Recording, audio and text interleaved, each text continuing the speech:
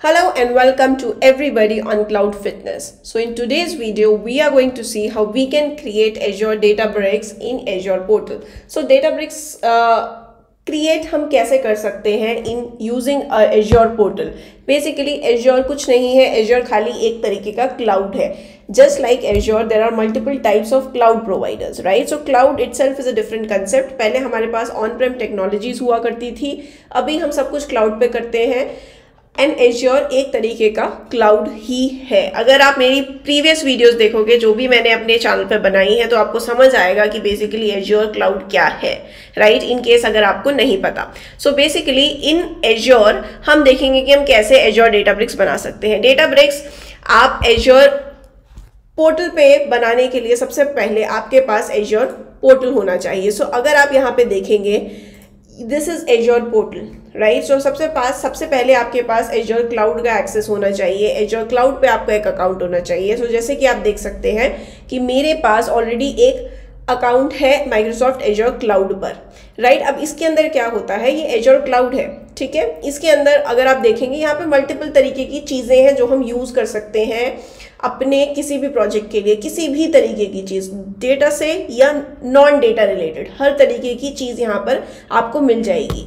Now अगर आपको यहाँ पे डेटाब्रिक्स बनाना है तो आप सीधा यहाँ पर सर्च में जाके आप डेटाब्रिक्स टाइप कर सकते हैं। जैसे ही आप डेटाब्रिक्स टाइप करेंगे आप देखेंगे कि आपके पास एज्योर डेटाब्रिक्स का ऑप्शन आता है।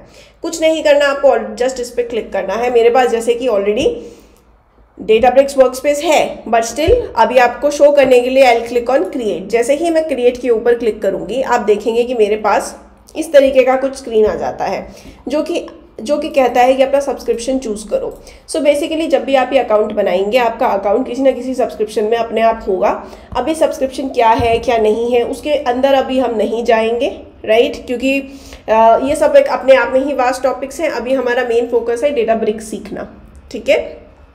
अगर आप देखेंगे रिसोर्स ग्रुप, अगर आपके पास कोई रिसोर्स ग्रुप नहीं है तो आप नया रिसोर्स ग्रुप भी क्रिएट कर सकते हैं। उसका आप नाम कुछ भी दे सकते हैं, right. And let's click on okay. उसके बाद हमने ओके पे क्लिक करा। अब मेरा डेटाब्रिक्स वर्कस्पेस का नाम क्या है वो मुझे टाइप करना है। मैं इसमें टाइप कर सकती हूँ लेट मी से यूट्यूब टेस्ट डेमो, राइट। ये मैंने अपनी वर्कस्पेस का नाम रख दिया। रीजन, अब ये बेसिकली ये सारे क्लाउड कंसेप्ट्स हैं। अगर आप चाहते हैं कि मैं इन सब चीज़ों पे भी वीडियो बनाऊँ तो मैं बना दूंगी, हालांकि मैंने वीडियोस इन पे काफ़ी बनाई हुई हैं ऑलरेडी, राइट। अगर आप देखेंगे रीजन, राइट, आप जिस भी रीजन में है, लेट्स से आप सेंट्रल इंडिया में हैं तो आप क्लिक कर सकते हैं सेंट्रल इंडिया। अगर आप वेस्ट यूएस में हैं तो आप वेस्ट यूएस सिलेक्ट कर सकते हैं। आप जिस भी रीजन के अंदर है वो रीजन आप यहाँ पे सिलेक्ट कर सकते हैं।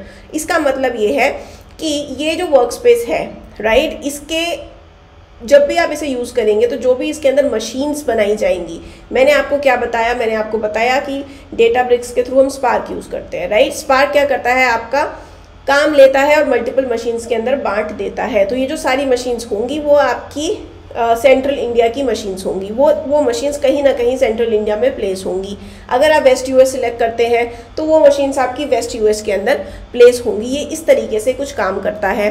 प्राइसिंग टियर बेसिकली अगर आप देखें डेटाब्रिक्स वर्कस्पेस, राइट, अगर आप ट्रायल लेना चाहते हैं तो आप ट्रायल ले सकते हैं। स्टैंडर्ड और प्रीमियम कुछ भी इसमें से चूज़ कर सकते हैं। बेसिकली हम लेंगे प्रीमियम, क्योंकि हमारे पास मैक्सिमम फंक्शनैलिटी प्रीमियम के अंदर अवेलेबल होती है जो भी हम यूज़ करना चाहें, राइट।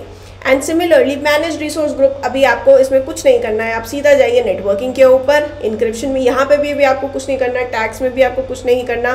सीधा आप क्लिक करेंगे रिव्यू एंड क्रिएट। तो अभी आप देखेंगे वैलिडेट करने लग जाएगा। Validation succeeded and click on create. So अभी आप जब ये कर रहे होंगे आप देखेंगे डिप्लॉयमेंट इन प्रोग्रेस। तो ये क्या होगा, आपके एज्योर पोर्टल के ऊपर डेटाब्रिक्स का क्रिएट कर देगा, डेटाब्रिक्स क्रिएट करने लग जाएगा। अभी आप देखेंगे कि deployment is in progress, means ये अभी आपका क्रिएट कर रहा है। ये कई बार 1 मिनट लेता है, कई बार 2 मिनट लेता है, इस तरीके से ये चलता है। नाउ ये जो बीच का टाइम है इसके अंदर भी ऑफ कोर्स मैं आप लोगों को कुछ ना कुछ ज्ञान तो ज़रूर दूंगी, क्योंकि यही काम मैं वीडियो के थ्रू कर रही हूँ। सो इवेंचुअली ये जो एज्योर पोर्टल है, राइट, अगर किसी को नहीं पता है ये चीज़, एज्योर क्या है, क्लाउड है। पहले क्या होता था, जैसे हम लोगों के पास हमारे पास खुद के सर्वर होते थे। मान लीजिए मेरी कंपनी है, राइट, मुझे वहाँ पे कंपनी में कुछ भी काम है, राइट, मेरा पास कोई भी प्रोजेक्ट है, मेरे पास खुद का सर्वर होगा, मैं खुद के सर्वर को सेटअप करूँगी एक जगह पे और फिर मैं वो सर्वर यूज़ करूँगी। उस सर्वर का अपग्रेडेशन, उस सर्वर का मेंटेनेंस सब कुछ मेरे हाथ होगा, राइट। वो सब कुछ मुझे करना होगा, वो सारी कॉस्ट मेरी होगी। बट क्लाउड में क्या होता है, ये सारी कॉस्ट क्लाउड की है, ये सब आपको कुछ नहीं करना। आपको जब भी चाहिए होगा कुछ भी, आपको मशीन चाहिए कोई, आप इसमें जाके एक वर्चुअल मशीन बना दीजिए। अगर आपको डेटाब्रिक्स चाहिए, आप सीधा जाके यहाँ पर डेटाब्रिक्स बना दीजिए। जब भी आपको डेटाब्रिक्स के अंदर मशीन की ज़रूरत पड़ेगी, अपने आप एजर क्लाउड आपको मशीन बना के दे देगा। ना मशीन का मेंटेनेंस आपको करना है, राइट। वो मशीन कहाँ हो रही, कहाँ बन रही है, ये आप डिफाइन कर सकते हैं, राइट। तो बेसिकली इसको कहते हैं क्लाउड कंसेप्ट, ये क्लाउड कंसेप्ट होता है। एंड सिमिलरली इसमें डिफरेंट चीज़ें हैं, राइट, कि कितना कंट्रोल आपके हाथ में है, राइट। आप चाहें नो वो ये कंट्रोल का जो बात है, अगर आपने ये वर्ड्स सुने होंगे as PaaS SaaS, right, software as a service, platform as a service, infrastructure as a service, ये जो तीनों टर्म्स हैं ये बेसिकली तब लिए जाते हैं जब हमें ये डिफाइन करना होता है कि कितना कंट्रोल है हमारे हाथ में, राइट।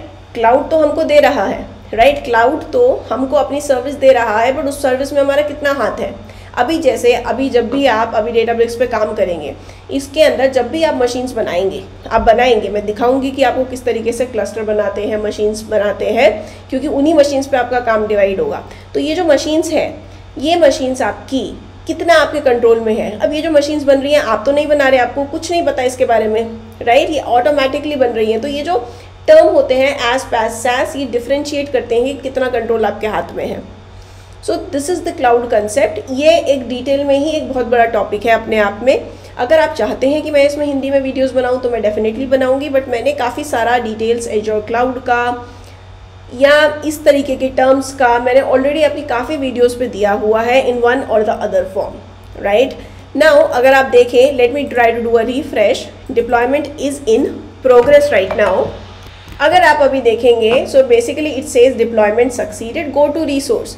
चलिए will click on go to resource, और अभी आप देख सकते हैं कि यूट्यूब टेस्ट डेमो हमारे पास तैयार है, राइट। यहाँ पे हमारे पास यूट्यूब टेस्ट डेमो तैयार है। अगर मैं जाना चाहती हूँ यहाँ पे, I can simply click on launch workspace. जैसे ही मैं लॉन्च वर्कस्पेस के ऊपर क्लिक करूँगी, यहाँ पर आ जाएगा sign in to Azure Databricks, right. And ये Azure Active Directory single sign on है। These are all again terms which comes with the cloud। and अगर आप देखेंगे you have landed into Azure Databricks। तो ये एक तरीका है how you can create Azure Databricks and the most preferred one as well।